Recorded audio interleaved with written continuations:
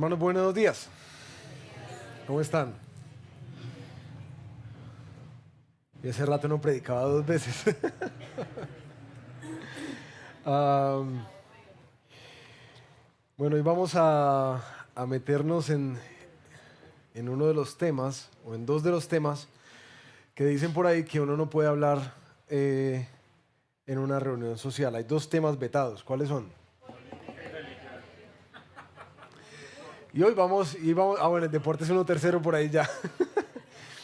Hoy vamos a meternos justamente en esos dos temas. Y lo vamos a hacer juntos. Así que, ¿están preparados? ¿Están preparados para meterse en eso? Política y religión.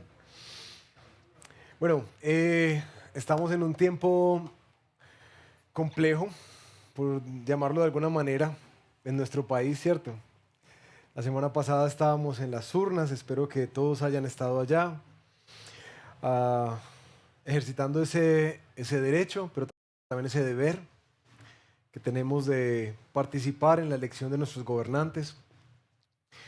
Sin embargo, hemos notado, creo que ya hace un par de años, pero viendo un poco los análisis de estos últimos días, que nuestro país está atravesando, pareciera como un periodo similar al de la polarización entre liberales y conservadores hace años atrás. El país está dividido entre izquierda y derecha. Eh, Hay un crecimiento como de la sensación de desconfianza en los gobernantes.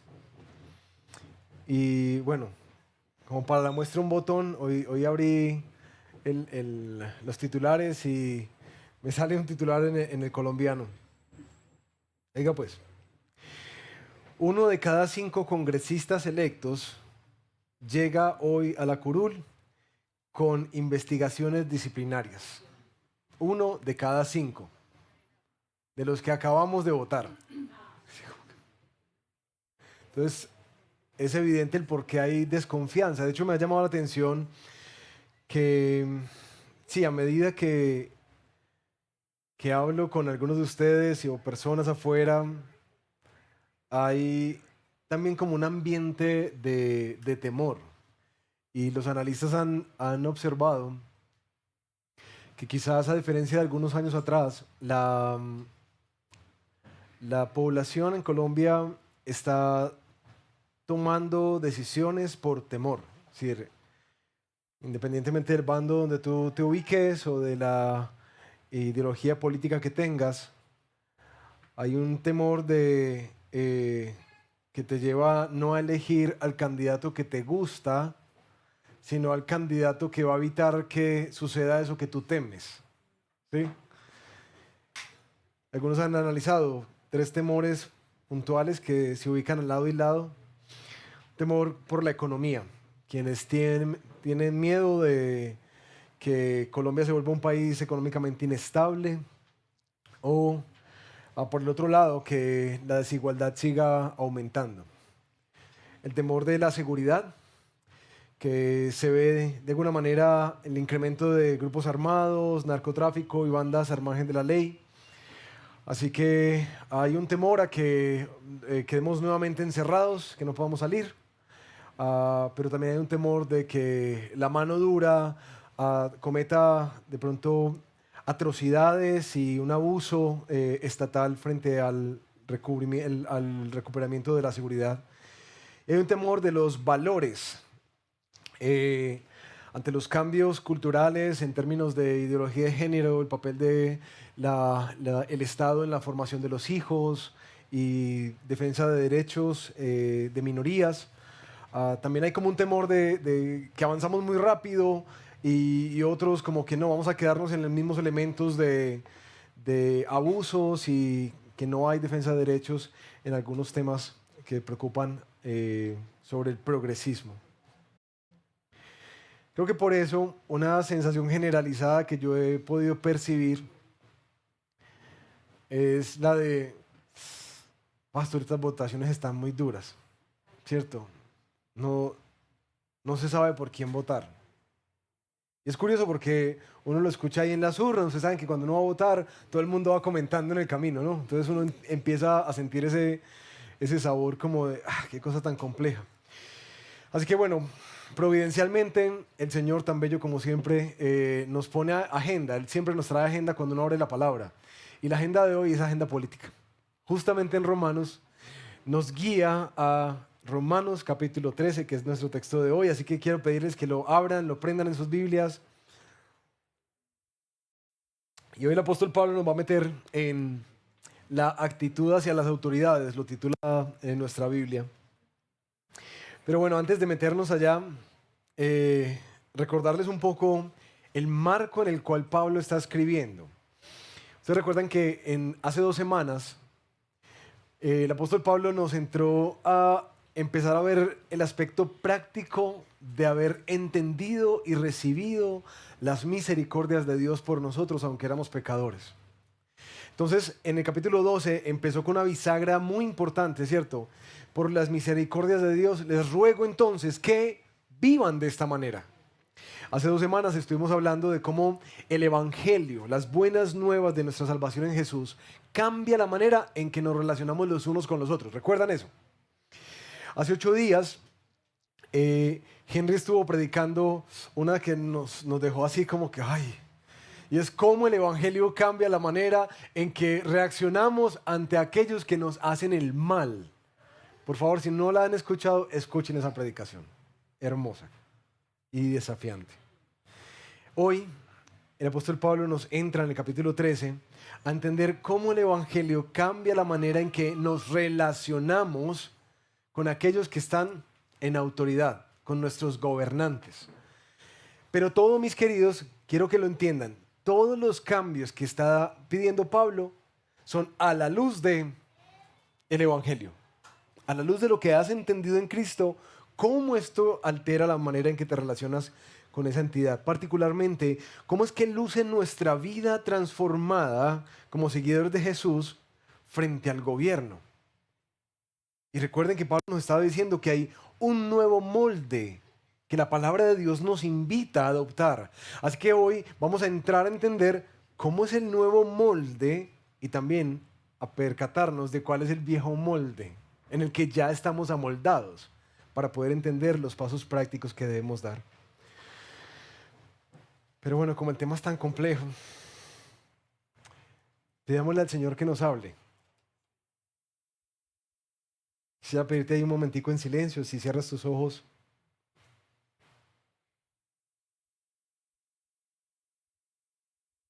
Señor, queremos darte gracias por tu palabra que es viva, eficaz, para hacer lo que te has propuesto hacer en nosotros. Hoy, Señor, nos adentramos en un tema que sí es de carácter público, social, pero también, Señor, un tema que va a tocar de maneras incómodas nuestro corazón. Nosotros queremos ser transformados a tu imagen. Y en verdad apreciamos que tu palabra nos revela los viejos moldes en los que hemos estado acostumbrados a acomodarnos. Pero a medida que caminamos hacia ti y con este anhelo de poder conocerte y conocer tu voluntad, te pedimos, abre nuestro entendimiento para que sea tu palabra la que le empiece a dar forma a no solamente nuestros pensamientos, sino también nuestras conductas, aun cuando éstas sean difíciles, como lo vimos la semana pasada con los enemigos y hoy lo veremos respecto a nuestros gobernantes. Aquí estamos, Señor. Moldéanos y transfórmanos. Te lo pedimos en el nombre de Jesús. Amén. Bueno, ustedes saben que un elemento clave para poder interpretar cualquier texto bíblico es que el contexto. ¿Cierto? Porque depende mucho el contexto, cómo uno interpreta el texto. ¿Sí? Por eso quiero arrancar por ahí. Y quiero invitarlos a que nos metamos en la película de cómo era vivir en la Roma del primer siglo. Ya no es república, sino que es un imperio romano. Cómo era el ambiente político y social, ¿cierto? ¿Quiénes eran los gobernantes de turno? Sí, vamos a salirnos un poquitico de nuestro contexto y vamos a entrarnos al contexto de los romanos. Y quiero que ustedes lo sientan, ¿cierto? Siéntanlo, siéntanlo. Para que el texto, a la hora de que lo leamos, tenga sentido. ¿Listo? Resulta que para la época, más o menos 56-57, en la época en que se escribe la Carta de los Romanos, el emperador, ¿cierto? Roma tenía un emperador de una manera autocrático, era nada más y nada menos que Nerón. Era una monarquía imperial. Básicamente, en otras palabras, se hacía lo que el emperador dijera. Sin embargo, ellos arrastraban todavía algunos elementos democráticos, por así decirlo, de la antigua República Romana, es decir, tenían senadores, tenían magistrados, tenían cónsules y demás. Sin embargo, el poder, tanto político como militar y religioso, se centralizaba completamente en el César, que era Nerón. Así que todos los demás entes tenían una autoridad limitada.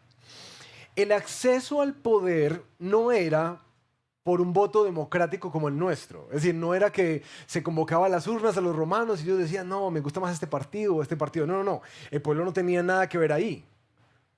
El César llegaba por delegación, es decir, seguía, continuaba por familia, o si no, porque mataba al César y entonces se ponía en su poder.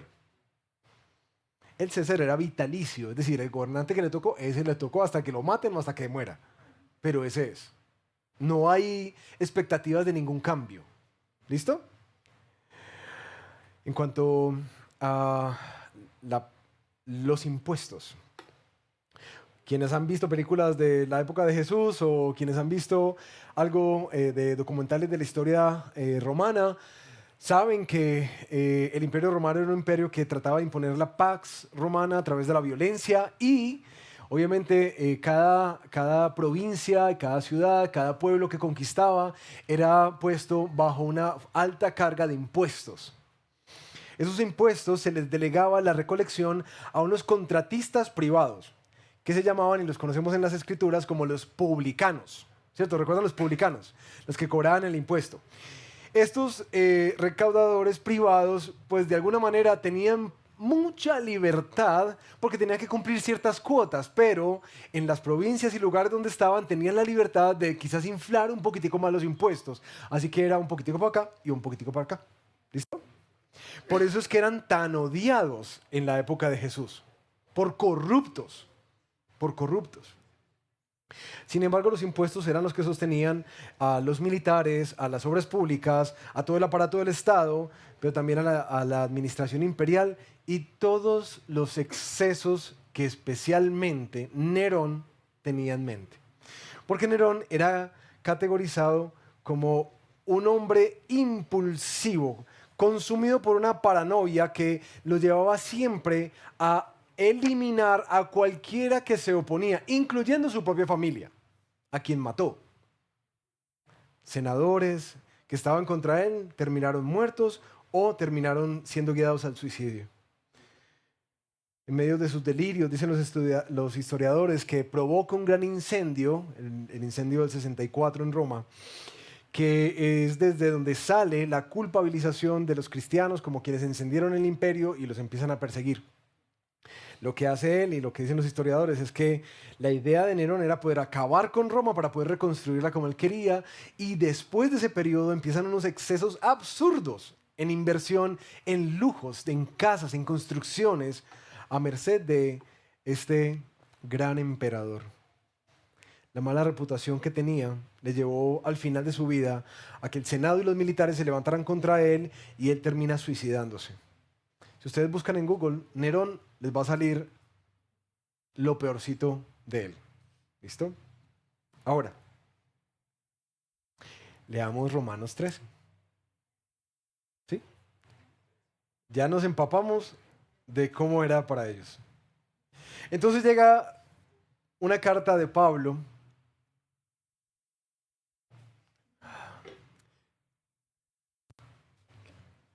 diciendo, queridos hermanos, sométanse a toda persona, a las autoridades que gobiernan.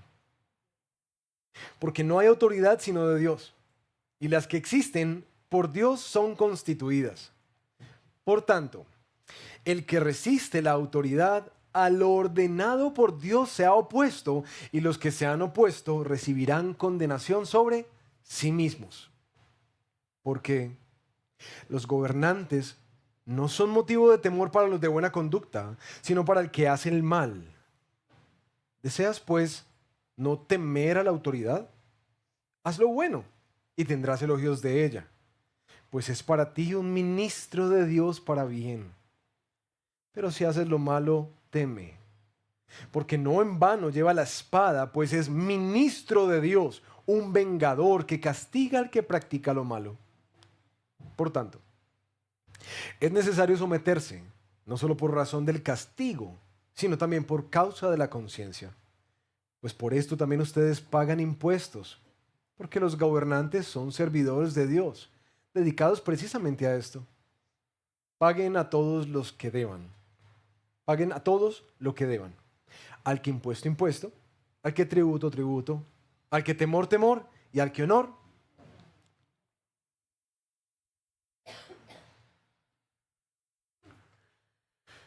¿Se imaginan la cara de los hermanos en Roma cuando recibieron esto?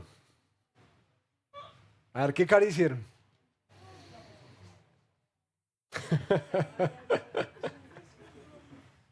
¿Qué? A ver, ¿será que Pablo está bajo otro emperador o qué es la cosa? ¿Cómo escribe esto después de esa descripción? Y ahí, mis queridos, es donde Pablo quiere llevar a los hermanos en Roma, que son seguidores de Jesús, a entender que sí, el Evangelio transforma también esa área complicada, conflictiva de nuestra vida, de la relación que tenemos con quienes nos gobiernan. Y resuelve en este texto la pregunta de cómo es que Dios nos llama a relacionarnos con nuestros siempre imperfectos gobernantes. Esa es la predicación del día de hoy. ¿Cómo es que Dios nos llama a relacionarnos con nuestros siempre imperfectos gobernantes? Una nueva actitud hacia gobiernos imperfectos. Hoy quiero proponerles que estudiemos este texto en 4 cambios que el Evangelio produce en nuestra vida. Y Pablo está animando a los hermanos en Roma a entender. Si tú has confiado en Cristo y entiendes la gracia que te salvó, entonces, mis hermanos, renueven su mente en estas 4 maneras. El Evangelio nos va a pasar de la resistencia a la sujeción. El Evangelio nos va a pasar de vivir en temor a vivir con una conciencia tranquila. El Evangelio nos va a pasar de la evasión de impuestos al pago de impuestos. Y el Evangelio nos debe pasar de la crítica al respeto. Tremendo, ¿no? Entonces, bueno, metámonos que el tiempo apremia. El Evangelio nos lleva de la resistencia a la sujeción. ¿A quién se le llama a decirles sométanse? ¿A quién? A los cristianos. Y cada vez que veas una exhortación, pregúntate cuando lees tu Biblia, ¿oíste qué estaría pasando? ¿Por qué? ¿Por qué le dice Pablo a los romanos sométanse a sus gobernantes? Pues básicamente, como que Pablo, como un buen pastor, está olfateando algo dentro de la conducta de la iglesia en Roma frente a este imperio tan opresivo y abusivo e injusto, pagano, idólatra. Póngale todos los títulos que le caben a Nerón. Parece que Pablo empieza a sentir dentro de la iglesia una sensación de resistencia u oposición que era muy común en el primer siglo con respecto al imperio romano. La propuesta de Pablo es contundente. Mis hermanos, sométanse a él. Sí, a Nerón. A Nerón. Sométanse. ¿Por qué? Porque la pregunta de los hermanos seguramente es, pero Pablo, ¿cómo nos vas a pedir eso? Y Pablo empieza a ayudarles a ellos a entender algo profundamente teológico con implicaciones prácticas. Porque versículo 1, Toda autoridad proviene ¿de quién? De Dios. Los gobernantes han sido puestos por Dios ahí, en ese lugar. Quizás el profeta Daniel, por ahí en su libro, en el capítulo 2 y en el capítulo 4, es quien entendía de antemano estos elementos cuando decía, Él es quien cambia los tiempos y las edades, el que quita reyes y pone reyes. El Altísimo domina sobre el reino de los hombres y Él se lo da a quien le place. Entonces, ¿quién es el que mueve los hilos detrás de cada imperio y detrás de cada emperador y gobernante? Dios. Eso es lo que Él les está ayudando a entender a los hermanos. Hermanos, no hay autoridad sino de Dios. Y las que existe por Él fueron constituidas. Y de hecho, Pablo acompaña esa exhortación con una seria advertencia. Cuidado, cuidado, mis hermanos, con esa actitud de resistir a la autoridad, porque quien se resiste a la autoridad, se resiste a quién? Quien la puso ahí. Oh. Si te resistes, esto va a traer condenación y va a traer castigo sobre sí, porque no en vano lleva la espada. Pablo parece que entiende la complejidad en el corazón de los hermanos en Roma y no solamente les da esta advertencia de que quien se opone a la autoridad se opone a Dios quien puso a ese gobernante ahí, sino que les dice, versículo 3, que los gobernantes, mire pues este título para los políticos, qué belleza de título, son siervos de Dios. El término en griego es diáconos, ministros de Dios, que es básicamente el papel que yo juego como un pastor dentro de una iglesia. Ellos son los ministros y siervos de Dios para nosotros. Porque ellos están ahí puestos para impartir justicia, elogiando el bien, pero también para castigar al que hace el mal. Por eso la espada. Dios los puso ahí. Entonces aquí es donde uno empieza ya a sentir como comezón, ¿cierto? Y empezamos a lidiar con algunas objeciones. A ver, paso. Eso suena muy bonito. Pero es que Pablo no está entendiendo que Nerón no tiene nada de justo. Que este gobierno lo que hace es solamente oprimir al pueblo para costear sus lujos. De hecho, ¿será que Pablo no está entendiendo que a lo largo de la historia lo único que vemos es el mismo patrón? De gobiernos que supuestamente están para el bien y terminan el pueblo cosechando el mal. Y precisamente ahí está el punto. Pablo no ignora eso. Pablo lo sabe. Pero él les está tratando de ayudar a entender que es que la autoridad, las autoridades y los gobiernos que nosotros tenemos han sido puestos por Dios como servidoras para nuestro bien, es decir, para impartir justicia, para traer equidad, para proteger al vulnerable, para traer paz a los ciudadanos. Esa es la razón de ser de esa autoridad. Es el propósito de Dios. Así que cuando un gobierno es un gobierno abusivo, que oprime, que castiga al inocente, que deja la injusticia rampante, que premia el mal, ese gobierno está traicionando el propósito para el cual Dios lo puso ahí. Ahora, es claro que Pablo no está diciendo que como toda autoridad es puesta dada por Dios, entonces todo lo que ellos digan es correcto. Él no está diciendo eso.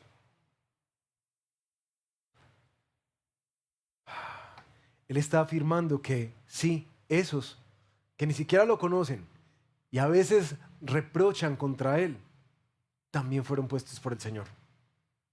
Porque no hay autoridad si no es de Dios. Y ahí hay una cosita que por dentro algunos van a sentir y pocos se van a atrever a expresar, pero yo las voy a sacar acá, ¿listo? Ay, pastor, pero ¿no le parece que Dios sí elige muy mal en algunos casos? Cierto, Señor. No había uno mejorcito como para poner por ahí. Y yo les devuelvo esta pregunta. ¿De dónde es que Dios está echando mano para escoger a gobernantes?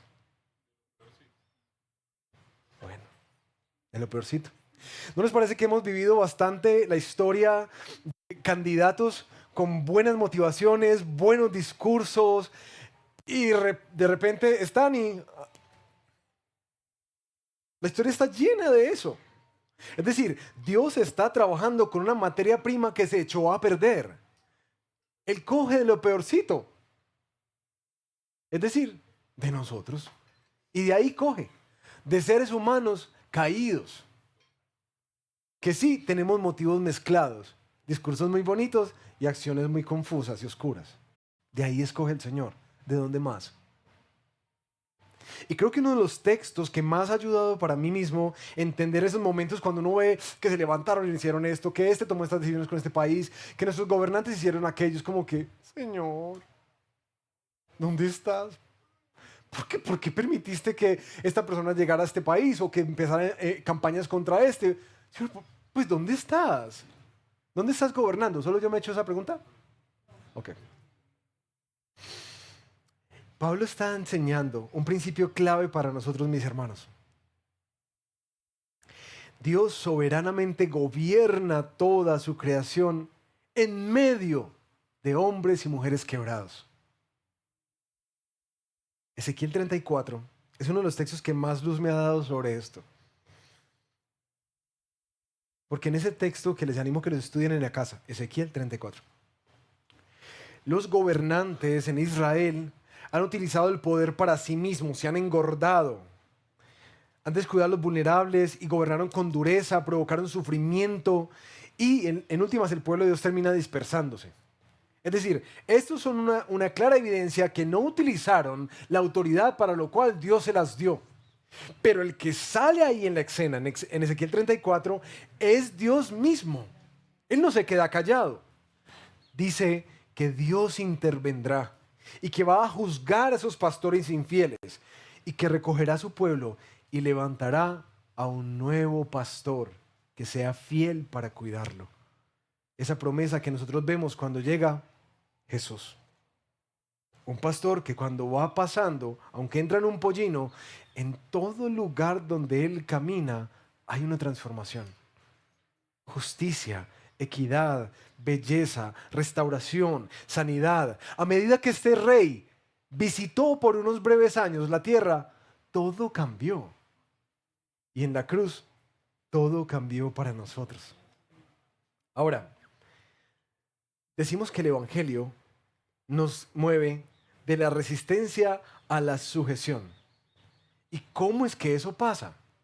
Pues mis queridos, porque en últimas aquel a quien seguimos es uno que nos está invitando a confiar en Él, no haciendo justicia por mano propia.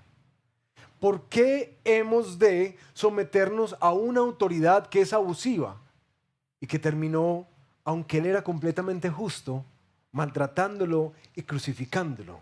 ¿Por qué? Porque el Señor mismo se sujetó a eso.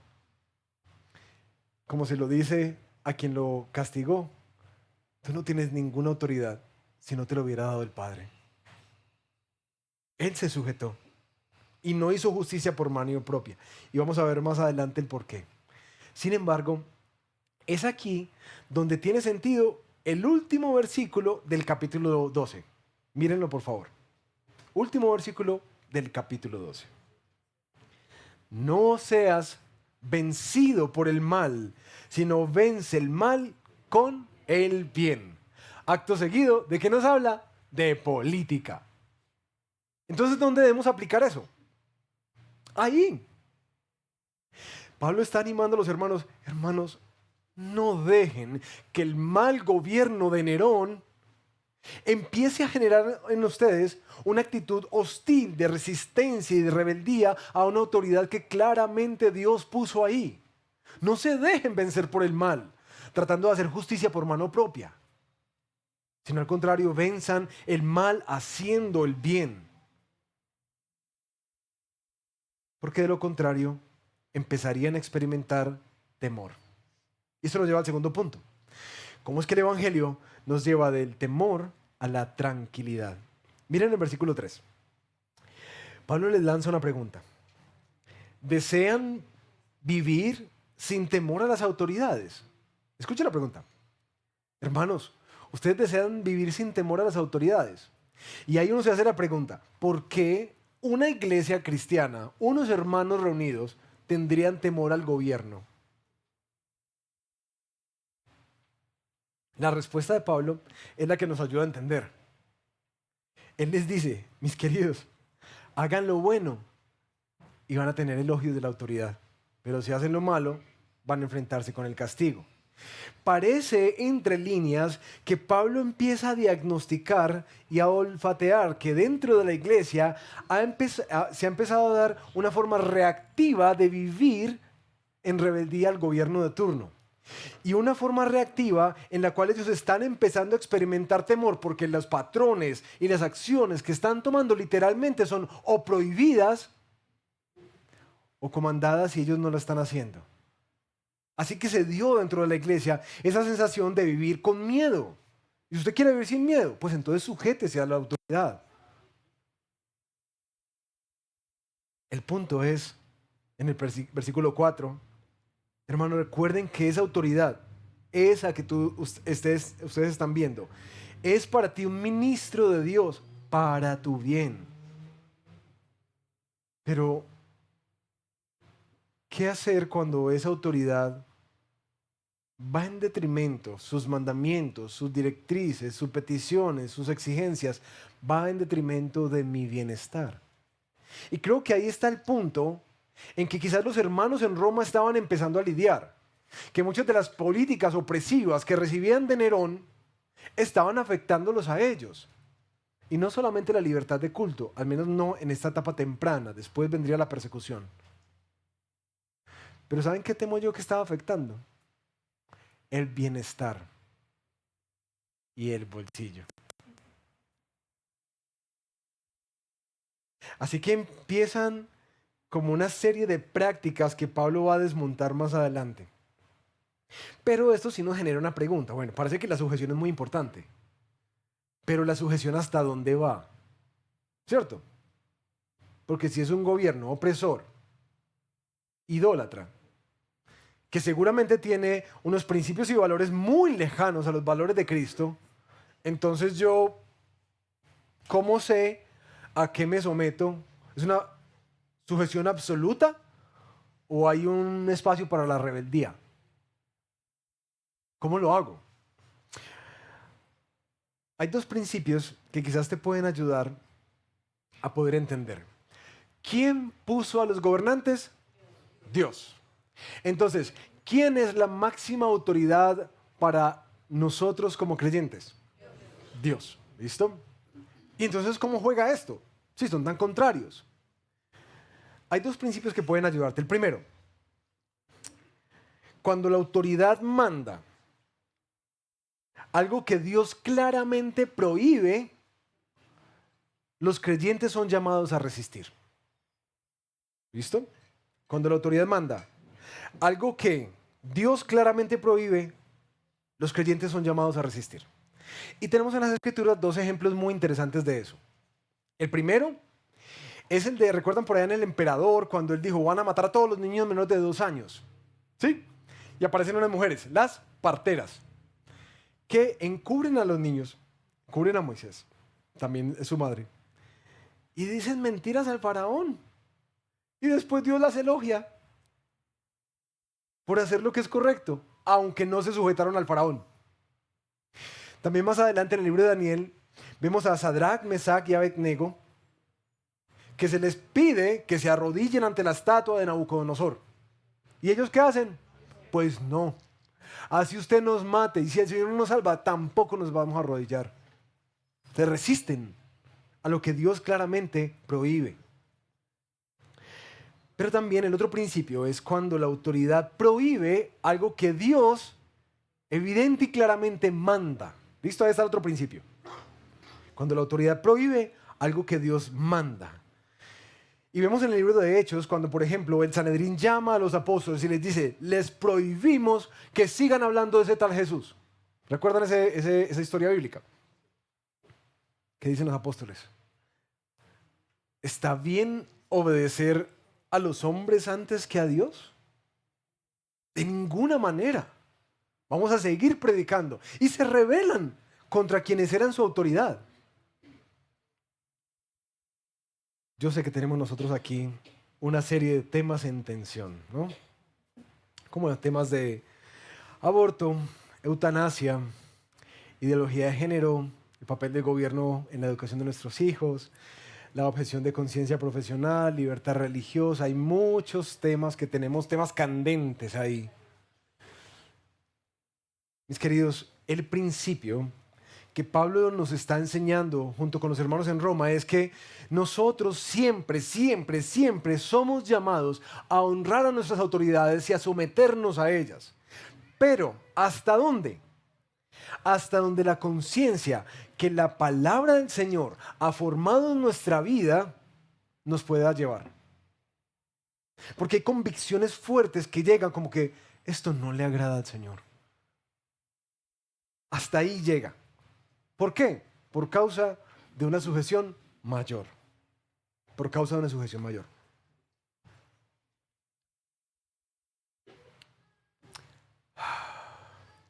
¿Qué hacemos entonces con las zonas que son grises? Porque es cierto que hay decisiones que son como, como que no estoy seguro, como que no estoy muy claro qué debo hacer. De pronto algunas preguntas puedan ayudar y las dividí como hacia arriba, poder pensar si esto que estoy haciendo, esta decisión que estoy tomando, es algo que honra a Dios y que es coherente con su palabra. Quizás hacia abajo es si esta decisión que estoy tomando refleja una vida que busca hacer el bien con una conciencia limpia, que se somete a un orden establecido. Tercero, hacia adentro, revisando mi conciencia, si puedo tener una conciencia limpia delante de Dios, si podría argumentarle completamente de cara a cara a Dios por qué estoy tomando esa decisión sin ningún tipo de temor o duda en mi corazón. Y cuarto, hacia los lados, ¿cómo es que esta decisión, si esta decisión que es como gris, ¿cómo afecta a otras personas? ¿Esto edifica a la gente o esto podría tener tropiezo para las personas? Sin embargo, creo que lo mejor es, obviamente, acompañado de la palabra, la oración y la comunidad de fe. Cuando tengas esos puntos grises, pregunta, ¿cierto? Ahora, hay algo muy interesante que Pablo dice, hermanos, obedezcan no solamente por temor que los van a castigar. De hecho, esa no debería ser la motivación de un cristiano, como que voy a hacer esto porque si me pillan me va a caer la DIAN. Si hago esto me van a multar. De hecho, el principio que Pablo expone es que nosotros nos sujetamos a la autoridad de nuestros gobernantes por causa de Dios, por causa de una conciencia limpia delante de ¿quién? De Él. De que yo estoy haciendo lo que Él me está pidiendo, lo que es correcto, lo que es santo, lo que es justo, lo que es bueno. No porque se lo merezca el gobernante de turno, sino porque el Señor me lo pide.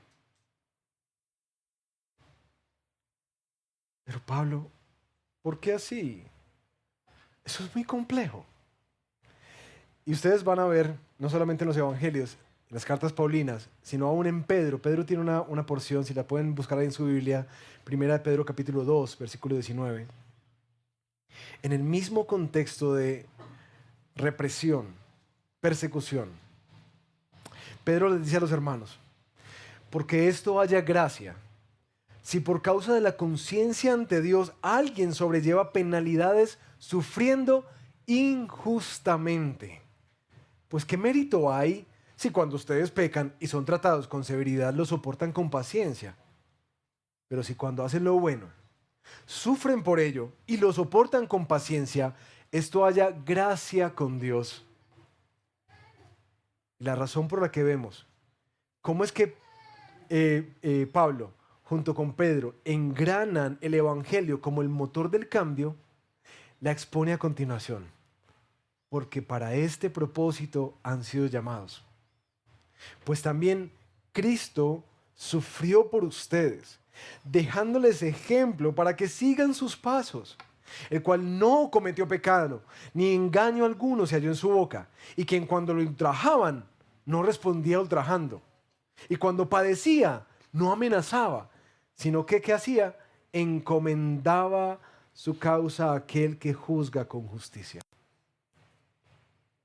¿Cómo es que el Evangelio nos mueve de la resistencia a la sujeción, del temor a la conciencia limpia? Porque Él mismo lo ha modelado para nosotros. Él mismo lo modeló. Que el mal se vence haciendo el bien.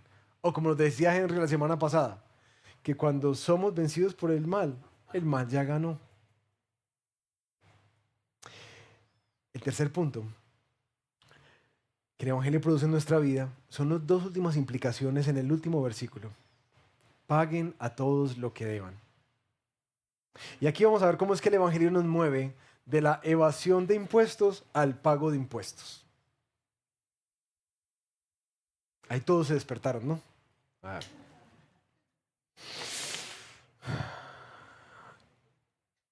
La exhortación tan puntual y explicación de Pablo a los hermanos es que los gobernantes reciben su sueldo de cuenta de los impuestos, así que deben pagar impuestos a que le deban, tributo al que deban, aranceles al que le deban, aranceles. Parece que Pablo también se dio cuenta que dentro de la iglesia cristiana en Roma se empezó a tejer no solamente una rebeldía hostil contra el emperador, sino también una práctica como de, no, para esos excesos, para esos salarios, no.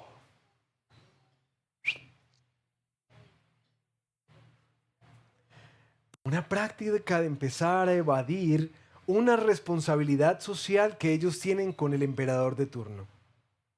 Paguen a todos lo que le deban. Al que impuesto, al que tributo o aranceles, tributo. Esa sujeción a Dios nos mueve a participar del sostenimiento de esa maquinaria estatal. La razón, dice Pablo, porque así se sostiene el gobierno. ¿Y para qué? Para que hagan lo que Dios les ha pedido hacer, que es impartir justicia. Yo me imagino el diálogo en la iglesia en Roma. Pablo, ¿usted sabe cuánto gana un congresista?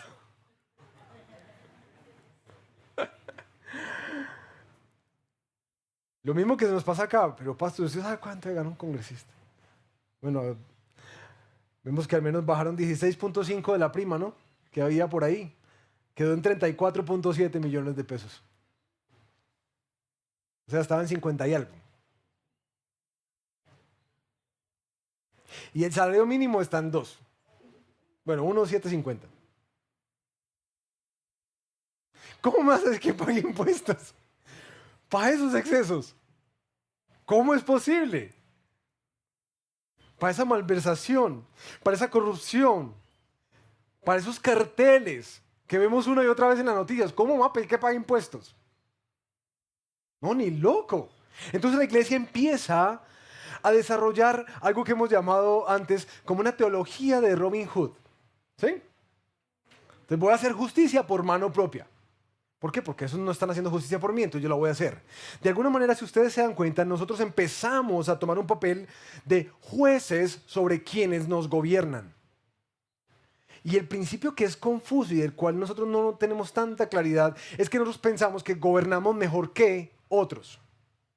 Y totalizamos. Porque de alguna manera evadir los impuestos y lo que debemos pagar o cómo debemos contratar, yo sé que en muchos casos es como que yo quiero, pero está difícil. Pero quisiera que analizáramos en verdad en nuestro corazón, en una conciencia limpia delante del Señor, cuánto de muchas de esas decisiones que hemos tomado para evadir los impuestos está conectada con un sentido de autojustificación para mi bienestar. ¿Cuánto? Pablo aparece aquí animando a los hermanos, den a cada uno lo que le corresponde. Él fue el primero que dijo eso.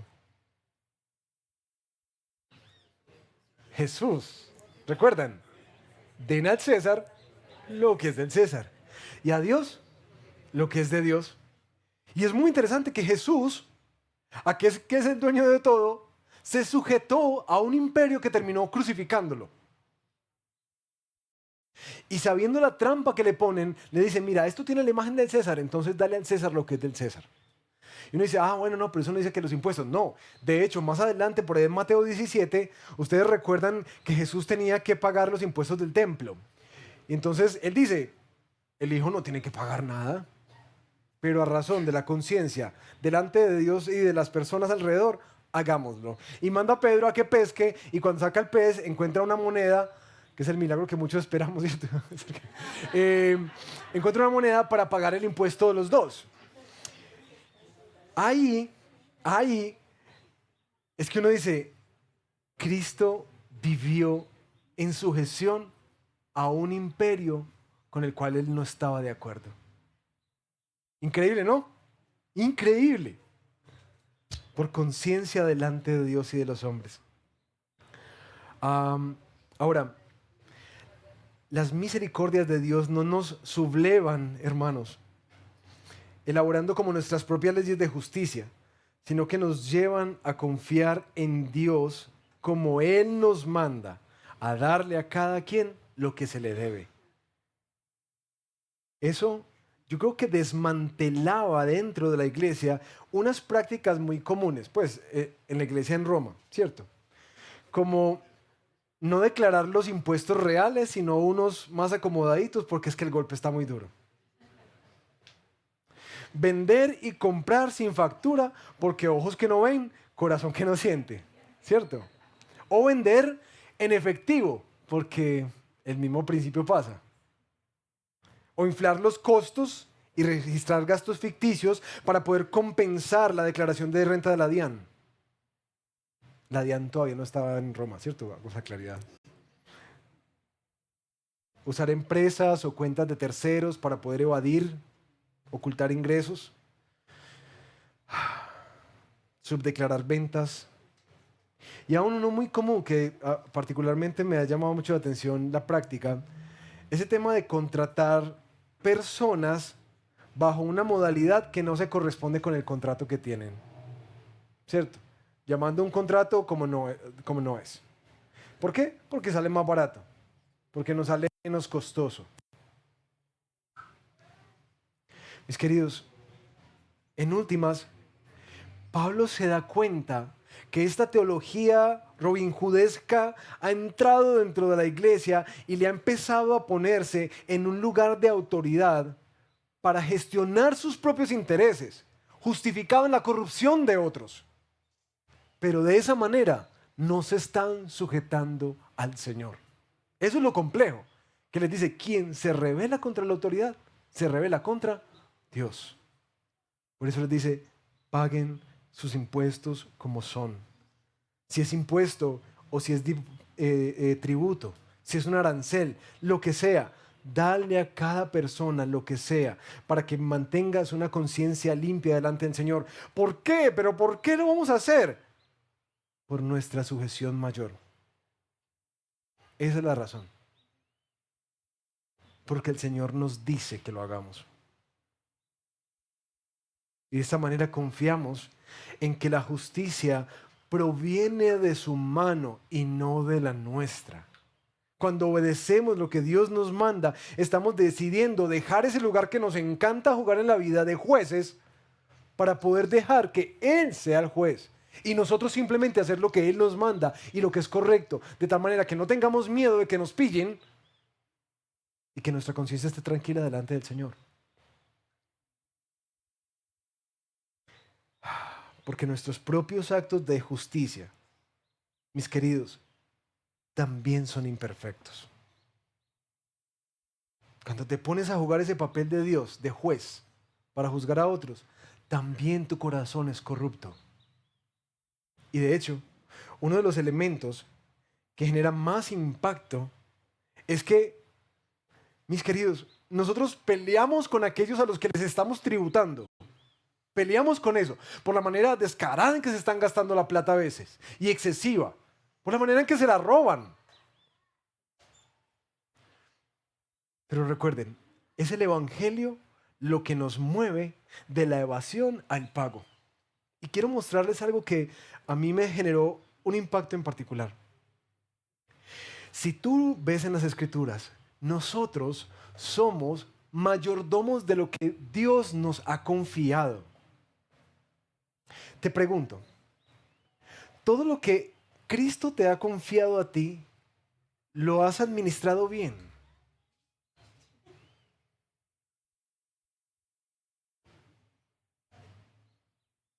¿O lo has utilizado de maneras equívocas varias veces?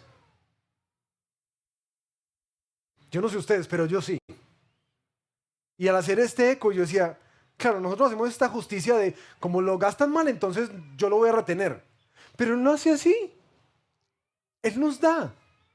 Y aunque despilfarramos y gastamos en nuestros propios ídolos y mecatos y gustos y dulces, y no en la agenda del Señor y en los propósitos que Él tiene, aunque muchas veces lo utilizamos para satisfacer nuestro propio pecado, Él sigue dando. ¿No nos impresiona eso? Y Él sigue bendiciéndonos. Y Él sigue proveyendo.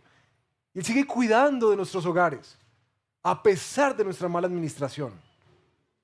Entonces, podemos nosotros jugar el papel de juez contra los gobernantes, pero Él no juega ese papel de juez contra nosotros. Él da misericordia. Y esa misericordia que recibimos de Él nos hace deudores de entregarla también, confiando en que debemos seguir dando como Él nos manda. Por último, el Evangelio nos lleva de la crítica al respeto. Y ahí sí que, ¿cierto? ¡Qué ligereza! Y parece que Pablo la identifica también y con justa razón. Ya vieron el contexto romano, con justa razón. Él identifica que el cuchicheo, no sé, que este berraquito, no sé, que viviste lo que hizo. Ay. Parece que Pablo empieza a identificar un patrón dentro de los hermanos en la iglesia. Y es que están irrespetando y deshonrando a quienes Dios puso ahí. Con justa razón. Sí, con justa razón. No estamos diciendo que Nerón era bueno. Nadie está diciendo que él era bueno. Pero Pablo dice, el Evangelio no nos deja actuar de esa manera. Porque fuimos vistos con misericordia y gracia, y no solamente en el pasado. Cada día de nuestra vida la gracia de Dios se renueva sobre nuestra vida, ¿o no? Cada día. Y Dios no está cuchicheando de nosotros. Él ha decidido, gracias a su Hijo, vernos a través de Él con compasión y misericordia, con amor, dándonos una y otra vez oportunidades. Así que, ¿cuál ha de ser el vocabulario y el lenguaje de cada uno de los hermanos que han entendido lo que Él hizo en la cruz? Bendecir, respetar y honrar. Literalmente, como dice Pablo en 1 Timoteo 2, hermanos, levanten plegarias, oraciones y peticiones y acciones de gracia por todos los hombres, por los reyes y por todos los que están en autoridad, para que podamos vivir una vida tranquila y sosegada con toda piedad y dignidad, porque esto es bueno y agradable delante de Dios nuestro Salvador. Si hay algo que nosotros debemos permitir en nuestra boca respecto a nuestros gobernantes para poder cumplir el mandato que nos está entregando Pablo de respetarlos y honrarlos, es orar por ellos. Eso es lo único que tienes permitido. Ora por ellos. Y no porque sean buenos, es porque Dios los puso ahí. Y oremos de tal manera porque ellos también van a dar cuenta por ese lugar que se les dio. Y el príncipe de los pastores vendrá a juzgar y dará a cada uno según sus obras. Así que oremos, que haya arrepentimiento, que haya fe, que haya sabiduría para gobernar como Dios quiere, para cumplir el papel que Dios les dio, de traer justicia, equidad, bienestar a nuestra nación. Pero que en nuestra boca no salga ni maldición, ni crítica contra ellos, mis hermanos. Así que, ¿cómo es que el Evangelio cambia la manera de relacionarnos con nuestras autoridades? Pues lo cambia todo. Todo. Nos dice que reconozcamos la autoridad independientemente de cómo sea, porque toda autoridad la dio Dios. Nos dice que nosotros no podemos jugar a ser Robin Hood en la vida, sino que tenemos que vivir con una conciencia tranquila, es decir, siendo buenos ciudadanos, viviendo con una sujeción mayor a nuestro Señor. Que nosotros de manera práctica entendemos que eso va a costar algunas prácticas que hemos abrazado en el tiempo para evadir responsabilidades que tenemos con nuestro gobierno. Y que en parte también le pone un freno a nuestra lengua ligera para hablar en contra de ellos y cambiar las críticas por oraciones. ¿Por qué?